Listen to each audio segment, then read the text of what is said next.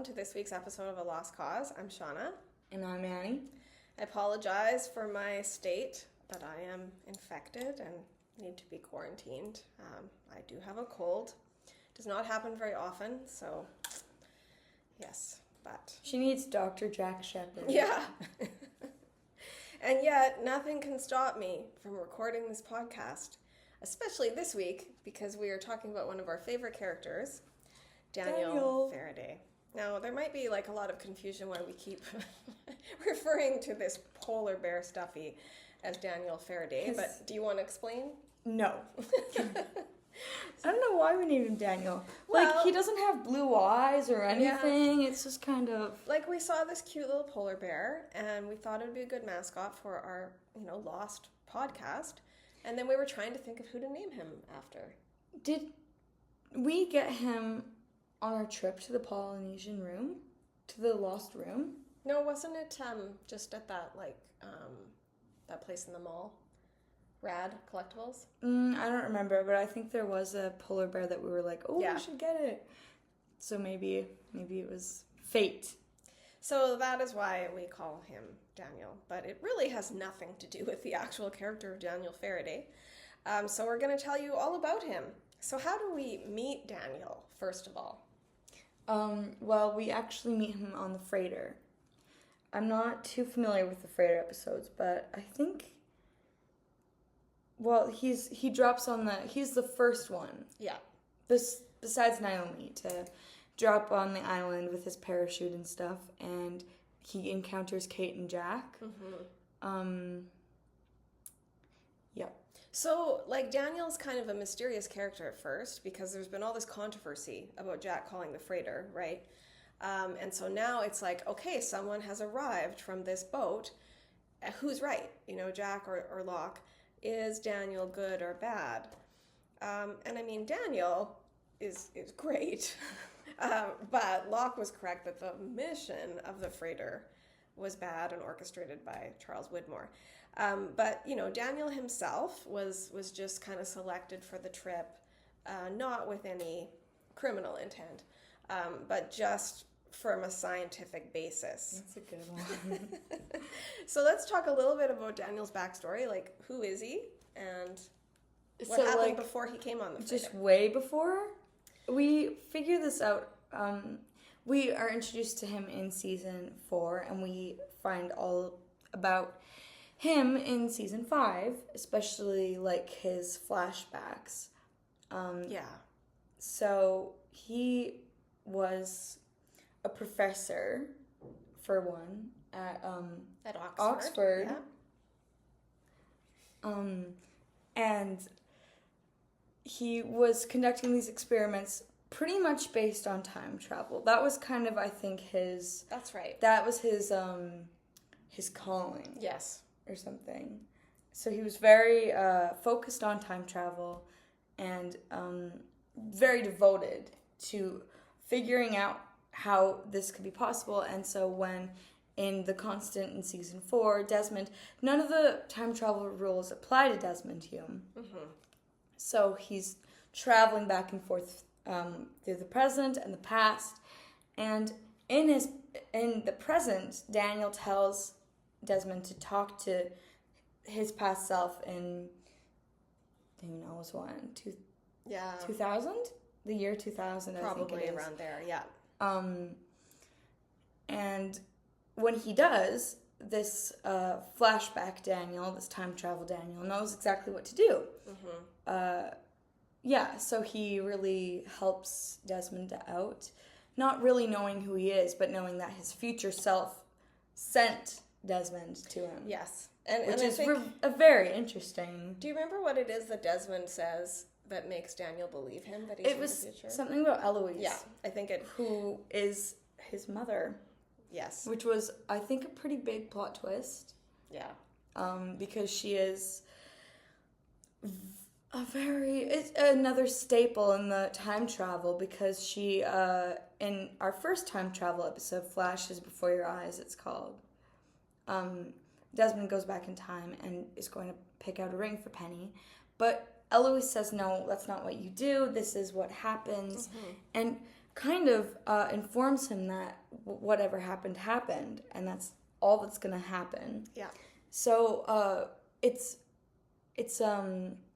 a good smart choice to make Eloise Daniel's mom, because they both share this passion and just this knowledge for time travel. But Eloise is also a significant name because that's the name of is it a rat or a mouse? It is a rat. I know it might be a mouse. It might be a mouse because it's white. But Daniel starts his time travel experiments with this mouse, let's say, named Eloise. And it's basically the time travel is happening more in the subject's consciousness, right? It's that their consciousness travels through time. It's not that they're physically traveling through time. And then, unfortunately, Daniel kind of moves up and does some of these experiments with his girlfriend at Oxford. Teresa. Which unfortunately kind of messes her up. She, basically is just in a coma as a result. And her consciousness is slipping through all sorts of time periods. So then we learn why Daniel was able to help Desmond when he was having a similar crisis on the freighter, because it's the same thing that happened, to his girlfriend Teresa. It's the same thing that happens to, what is that guy's name? That's a limo driver.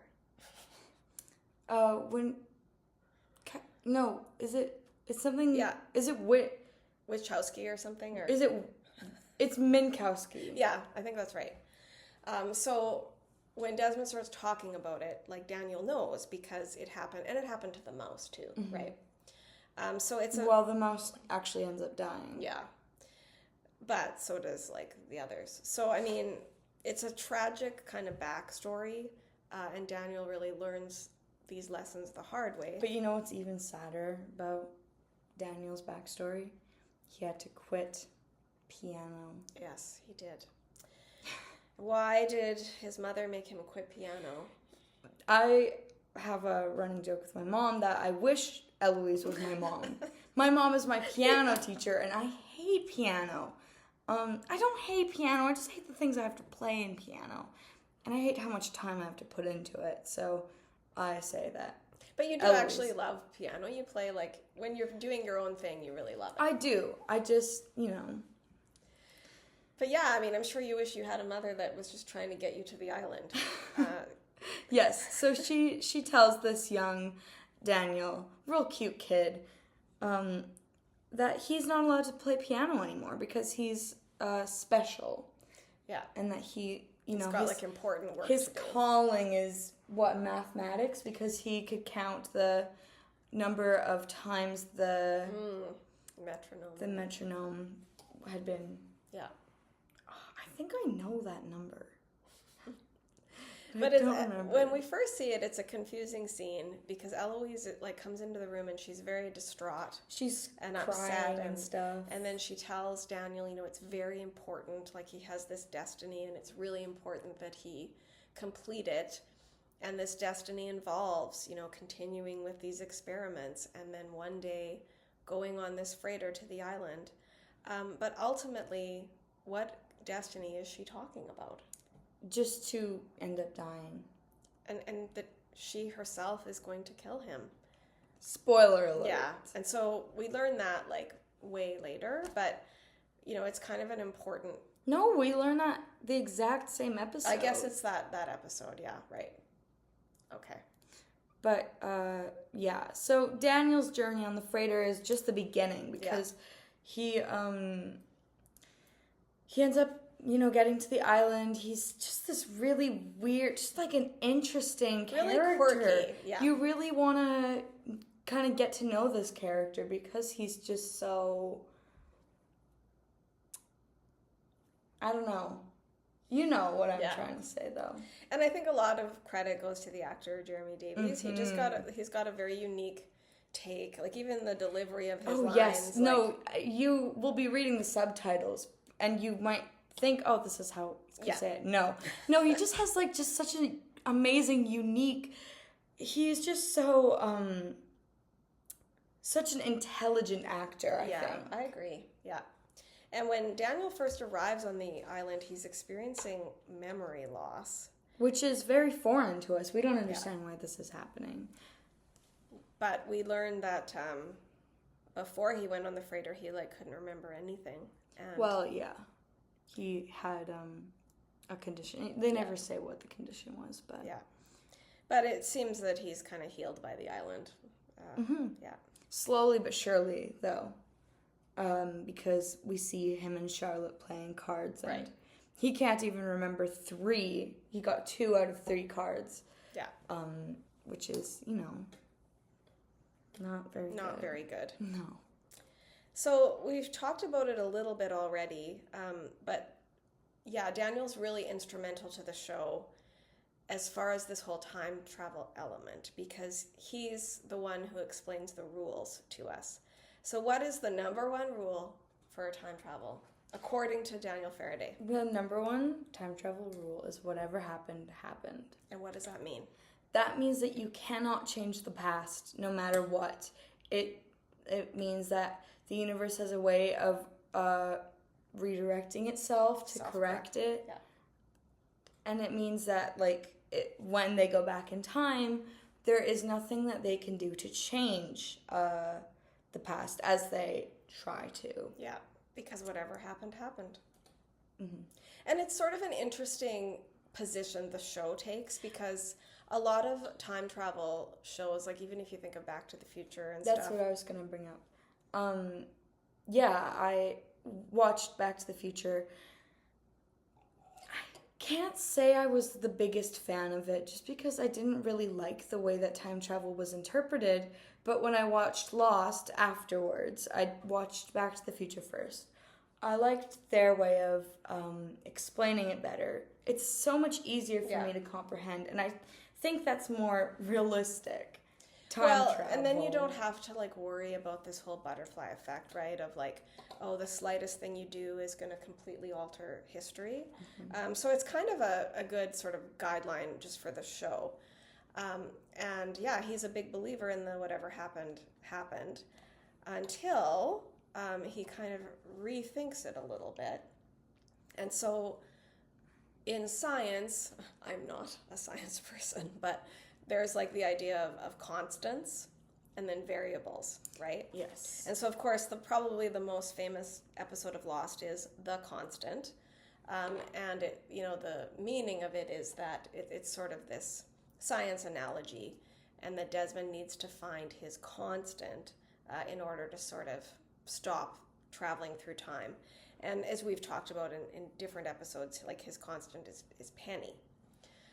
But it is interesting to me that he almost makes it sound like usually constants are not people. Right. Which is... It's I think it's part of an equation, right? That you have a constant, you have a variable. Don't talk to me about math on the weekend. Look, I'm a lawyer, okay? So I was told there'd be no math, and so I'm not going to talk about math. Don't worry about it. That's one of our lawyer jokes, we don't do math. But anyways, then this idea is sort of revisited because Daniel and Sawyer, Juliet, Miles travel back to Dharma times. You named everyone except for Jin. Yeah, I always forget about Jin for some reason. He wasn't with them, though, the whole time, right? Because he was we thought he was dead on the freighter. In any event, Daniel decides to go to, what's that place in Michigan? Is it not Ann Arbor? Ann Arbor, thank you. So that's sort of the hub of I didn't know that was in Michigan. I believe it is, yeah. It's sort of the hub for the Dharma scientists, and you got to remember, we see the Dharma Initiative as kind of these hippies, but it really is a scientific endeavor. Horace is a mathematician. Well, supposedly, that's what his suit is. says. Dr. Marvin Candle, of course, and so it's kind of a great opportunity for Daniel, being a man of science, and so he goes on the sub to Ann Arbor. And then when he comes back, he arrives back at Dharmaville around the same time that Jack and Kate and Hurley. I want to ask you a question. What do you think about when Daniel comes back, he has a black jumpsuit on. Do you like it? I really like it. Like, and it's got the swan patch on it, and it just looks so good. You know, it looks very. Yeah. It does very look good, nice. and it's kind of a nice distinction for him.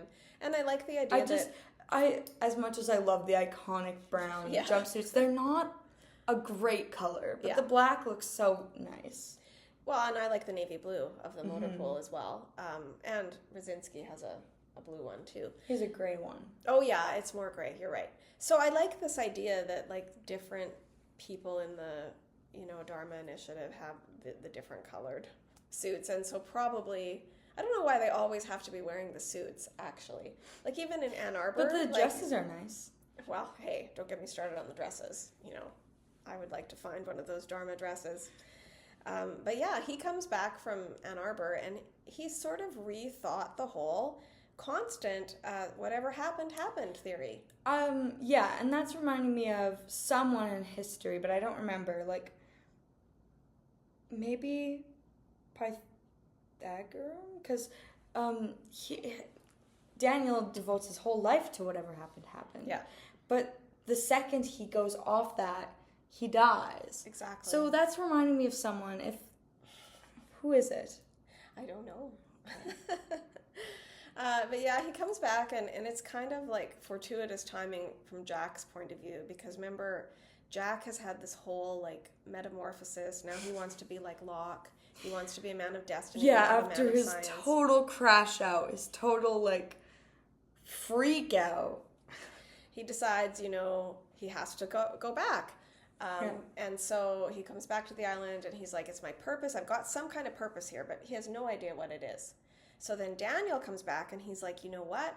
This whole time I've been so focused on the constant, I forgot about the variables. And so now Daniel has this theory that maybe they can prevent the incident from happening. And it involves like detonating this bomb that they actually had found in the 50s on the island. And so that's his plan. But as Annie said, as soon as he puts this new theory in motion, as soon as he deviates from whatever happened, he dies. He dies. He gets shot. By Eloise. Who, of course, doesn't know who he is. She just thinks that he's some intruder and shoots him. And then, oh man, the scene just like breaks your heart. He like looks at her and he says, you knew, like, you knew this was going to happen. And in that terrible moment when he's dying, like, Daniel realizes that his own mother sent him, like, relentlessly pursued this course of action for him to go to the island knowing that a younger version of herself would kill him. And I think that's why she's crying in that piano scene. That is why, because she kind of, it clicks with her, right? That it's like, oh. But I don't know. I mean, my brother Dono, he thinks that it was just so wrong of Eloise to do that. She's the worst mother. But is she? Because if she's really, like, if she thinks that if she doesn't send him back, something is going to change the future, I don't know. She definitely sees it that way, as sort of sacrificing her son. So, in my opinion, I don't think Eloise did anything necessarily bad there, because she truly thought that was what had to happen. I don't know, because it's like there's obviously no real like blame for Eloise in the moment when she actually kills Daniel, because that woman has no idea that this man standing in front of her is actually but then she does the grown-up version of the child she's carrying. So you can't really blame her there, but where you can blame her is when she realizes, because the thing is, Daniel is like, he's always got this notebook with him, and it's like filled with all of his equations and notes, and his mother, Eloise, gave it to him as a grad present when he graduated from Oxford, and it says, what does it say? I will love you no matter what. Or something. I will always love you. Like, that's what I wrote in your grad card. But did he actually graduate? Yeah, remember, he's with his girlfriend, and oh yeah. But like, for some reason I thought he got kicked out. So Eloise, like young Eloise, when she kills Daniel, she sees this notebook and sees her own handwriting and this inscription. And yet that same woman leaves the island, gives birth to Daniel, raises Daniel, and buys that notebook and writes that same inscription and gives it to him for the grad gift. Like, so she's actually making it happen. She's kind of orchestrating the whole thing. But it's interesting, too, that, like, in his attempt to sort of disprove the whatever happened theory, he actually ends up proving it. Because it's directly because of those actions that he's in this situation where there's guns and, you know, he confronts, like, the others. And Eloise... It's just so unfortunate because Daniel doesn't even know how to use a gun. Yeah, poor Daniel. He's just a little boy, I think. There is something very, like, innocent and fragile about Daniel that makes you just want to, like, nurture him and protect him. Maybe it's partly because his own mom, like, spent her entire life, like, orchestrating to kill him in the future. But yeah, he ends up kind of proving the whatever happened theory instead of disproving it. But then they keep going with it. And the more I think about it, the more I think that the incident, like, they should have never tried to cause the incident. And I don't know. I just think that, like, there was so much destruction. And was it really worth it in the end if if Jack dies, Saeed dies, Jin and Sun die, is it really worth it in the end? Yeah.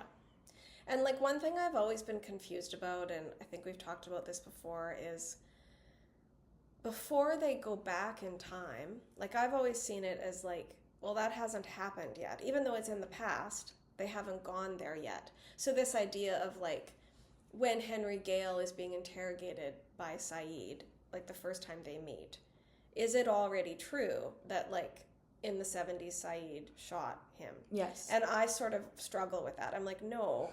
When they go back in time, it changes the past. No. But according to the whatever happened theory, nope, it already happened. We've had so many Okay, but I'm not bringing this up to actually argue with you about it because I thought of something that actually sort of supports that view, which is, so Daniel, in their journey is on the island, ends up falling in love with Charlotte, who is another member of the freighter team.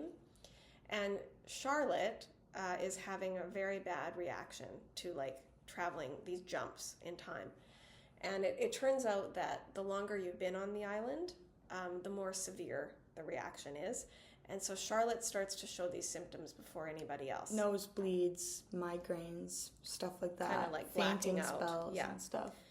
And so it turns out that Charlotte grew up on the island. She was on the island until... She was like 5. About 5, maybe a little bit older, until the children were evacuated when they were worried about, you know, the incident. And so Charlotte is kind of having these moments where she's like, her mind is back in the past. So think of how, actually, I never really thought about this, but how heart-wrenching it is for Daniel that his first love, Teresa, he's got to watch her degenerate this way, that she's back in her childhood, she's here, she's there. And then the very next woman he falls in love with, Charlotte, dies the same way and is like talking about, you know, we're not allowed to have sweets before dinner or whatever.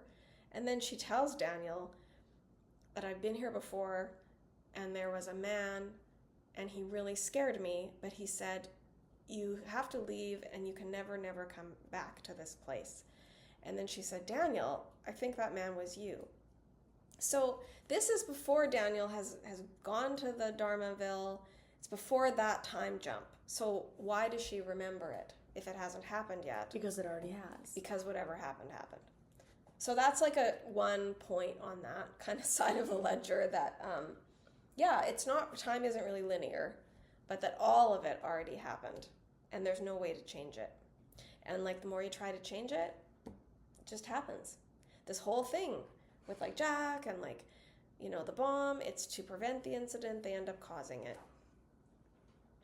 So what did you think about the kind of the romance between Daniel and Charlotte? Like, was There's it believable some characters that I just like, I'm not sure if I really like them or if I kind of don't like them. Charlotte was one I struggled with. I didn't know if I really liked her or if I kind of didn't like her. On my rewatch, I think I decided I do like her. But part of that was maybe like me not wanting her to be with Daniel. Okay. And I don't know why, but I think it was because she seemed kind of like, I mean, Daniel was just so head over heels about her. Yeah. And I don't think she felt the same way. That's true. I don't think she did feel the same way. But I don't really like that because I want Daniel to be loved and I want, but yeah. Well, Charlotte's an interesting one because, you know, like there's all these references to real people like John Locke and Jeremy Bentham, and her initials are like C.S. Lewis. Yeah. Yeah, so that's pretty cool. And Daniel Faraday. Faraday is, what, a philosopher? I can't remember. Oh dear. But yeah, everybody's somebody. Not everybody, but like lots of characters. So I think now would be a good time to talk about the moment in Lost that made you specifically love Daniel and think of him as just a little boy. Oh, yeah, okay, and then I'll go get my list. Oh, okay. But, yeah, so, you know, we have the plane sound, so we know it's going to be a flashback scene. And this episode is flashing for all the freighter people, right? We kind of get just a little flash. I'm talking about the variable one. Oh, okay. And he is just crying. Yeah. It's so sad. There's something about it that just like your heart goes out to him. And why is he crying? Because he's watching on the news about they found the Oceanic 815 plane, and he's like, says he's so sad that all these people died, and it's just so sweet. And he doesn't even really know why he's having such a strong reaction, but he's just like crying. And so then Annie was like, "Oh, like poor Daniel." And then I think that's when I was like, "Yeah, he's my child." Yeah, it's almost like, you know, you adopted Daniel. But Annie's not the only one to have this reaction to Daniel, because even if you think about the scene where, like, tragically Charlotte has died, and now Daniel, you know, realizes that he knew Charlotte when she was a little girl. So because this hasn't happened yet, he knows that at some point in the future he's going to meet this little girl, Charlotte. And so anyways, Sawyer and Juliet, you know, come upon this scene, and they see him sort of like leaning over her, and she's passed away, and Daniel's saying over and over again, like, I'm not going to tell her, I'm not going to tell her. Like, and it's just like, it's so sad. It is so sad. Because he's just so beside himself. And then Juliet in that scene. She's amazing. She does treat him like a little boy. Like, she is just so kind and gentle. Excuse me. So it just goes to show the nuanced performance by Jeremy Davies that, like, he does so much with it. You know, that he's quirky, he's a little bit different, but then also very sympathetic. And so what list are you looking for? Where's it? My favorite Daniels. Okay. 1, depressed Daniel, which is the one that we were just talking about where he's crying. 2, sideways Daniel. But I don't think that's very accurate because I don't really, whatever. Well, because that's like sort of a different Daniel, right? Where he's not following the rule. 3 is 1977 Daniel. I stand by that. Okay, wait. Well, that's the one though that. Yes, oh, yeah, but right. he's like just losing it. Yeah, right. 4, about to lose it Daniel. What's that? I don't know. Okay. 5, The Tempest Daniel. Yeah. That was an amazing performance. That is a great Daniel. And that's when we're still not sure, like, are these guys good or bad? Like, specifically Daniel and Charlotte, right? Because they, like, lied and are going to, like, release the gas, or are they trying to, you know, prevent it? Okay. 6 is baby Daniel, right? But then 7 is piano Daniel, which is, like, the same. Well, is because he's younger. Yeah, then who's baby Daniel, I I don't know. I made this August 15th. 8 is In Love Daniel. 9 is Fedora Daniel. Yes, which is also Sideways Daniel, but Well, that's okay. 10 is Daniel. And 11 is Okay, do you want to explain or? Nope. Okay. There's no way to explain that. Well, there we go. Some lists are better than Yeah. others. So we talked a lot about Eloise, Daniel's mother, and then a little bit later on, we learn about his father. Oh yeah, that's right. And his father is Widmore. Charles Widmore. Oh, Yeah. that was a good one. That was a good reveal when they're plot at twist. the hospital. Widmore's there, of course, to kidnap Desmond. But like Eloise is sort of saying, you know, like what about me? Like I had to sacrifice my own son. Like don't talk to me about sacrifice. Like, and then he says, he's my son too. he's my son. But that's too. not when we figure it out, silly. It isn't? No, that's in season 6. Well, when do we figure it out that he's his dad? Actually, it might be. No, we figure it out in the variable, or maybe the episode after that, because like 70s Eloise is all upset because she's like, I just killed my son. Yeah. And then it's revealed she's pregnant and it's Charles. Yeah, do we know that for sure though? That We think, well, it's like, it's pretty obvious. because they're like together at that time. Yes, so. and I think Richard says something about it. And we also see in the crying scene that, immediately after that Widmore comes in and like gives him he gives him the opportunity to get on the freighter, actually. Yeah. And Widmore has previously supported Daniel's, like, given him lots of grants to do his experiments. But at that time, we don't know he's his dad. Mm-mm.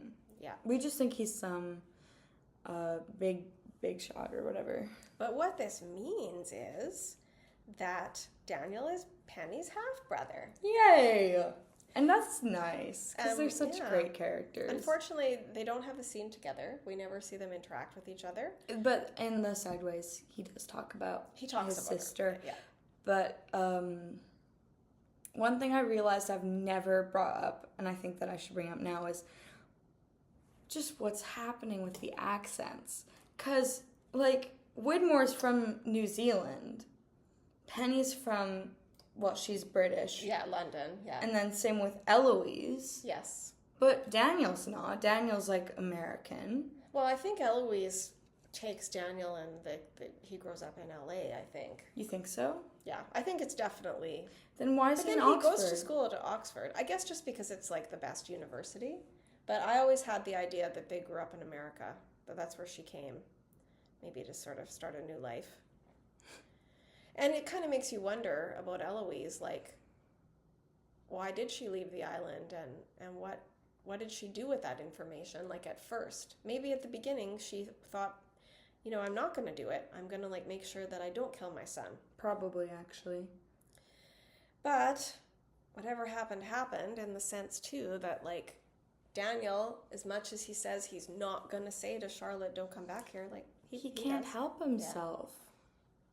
Yeah. But I'm really happy about him being Penny's half-brother because it makes it, you know, that he's actually Desmond's brother-in-law, kind of. Oh, yeah. And they have that really, you know, Desmond calls everybody brother, but there is a special connection with him and Daniel.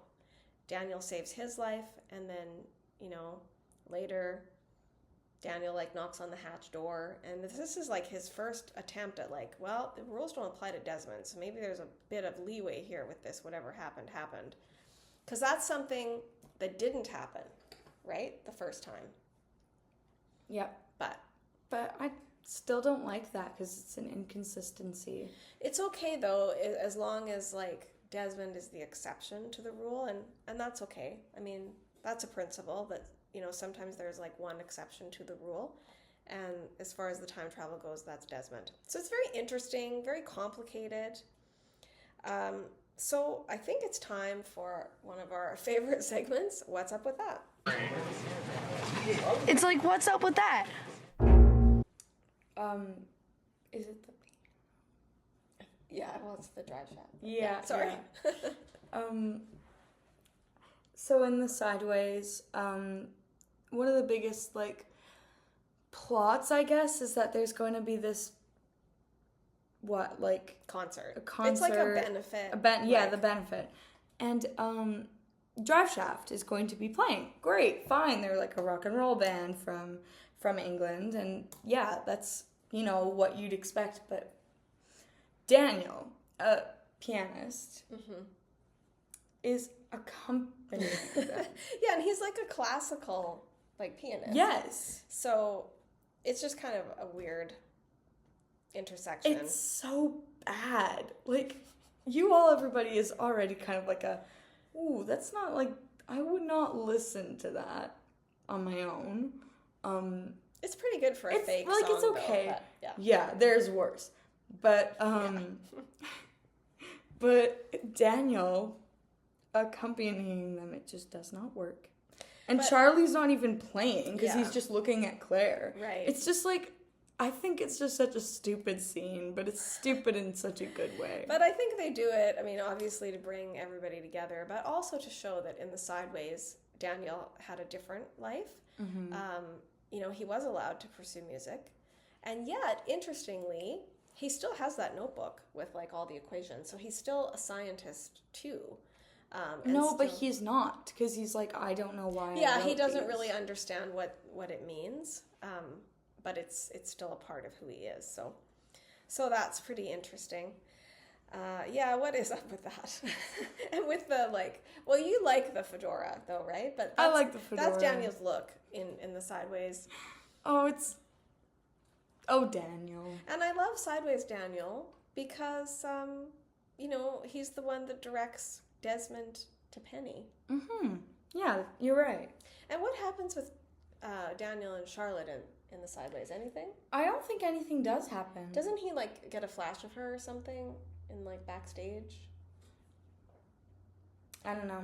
Oh, maybe. But we've sort of figured that's why Daniel and Charlotte, even though they're pretty prominent in the Sideways, they're not in the church at the end because they need to find each other to wake up, right? Yeah, I don't know. I don't know how it's going to work out with them, but... Because we don't actually see Daniel wake up and remember the island and all that. So what next? So let's do our shout-out. Okay. Our shout-out is... not this. Where's the Wonder Years? It's way over there. Sorry. I took this instead. Yeah, that was a previous shout-out. This was... We still... Did we? I think we did. Maybe. We still want to mention it. This is what we've been doing all... Yeah, honorable all mention. morning. Lots of, very discreet references throughout this podcast. Yeah, we're, fighting... Oh, no! Fighting blooper! There it is. Fighting the urge to start a whole new podcast of Criminal Intent, which may very well happen. This is what we're talking about today, the Wonder Years, which I just recently started watching. It's great. It's a show that Annie's dad and I loved growing up. And now they're watching it as a family, and Annie really likes it. And your outfit today is a bit of a homage to a certain character. Well, I didn't really mean to do it on purpose, but yeah, it's... Oops. Okay, I thought that I had the little thing in there, I guess I forgot it at home. But yeah, really great cast, really great, and actually that's kind of why we're tying it into the Daniel Faraday episode. I haven't watched it yet, but I do know that Jeremy Davies is in it. Yes. As a teenager. Yeah. And we really like that because it's just another line to... Well, and another crossover.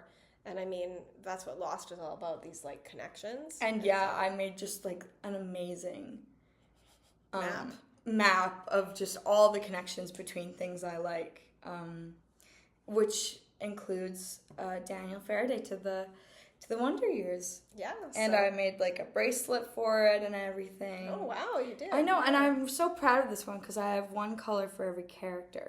But I'll show that to you later. Yes, because we have just enough time for our hot take. Our hot take. I think the hot take had to do with the time travel and like Daniel's death. Yeah, well, I don't think it should have happened. I think there was no reason for it to, like, it didn't contribute anything to the story except for, oh no. Well, and it is just very upsetting. Like, even though we know it's gonna happen. And I love Daniel so much. It's like, I just don't think it was that necessary. Yeah. In my opinion. I mean, I'm sure there's lots of people who think, oh no, but it was symbolic and stuff. Yeah, but we lost such a good one. We and really then after did. that, Yeah. like, we just kept losing the good ones until there was no good ones left, and we had Zoe. It's true.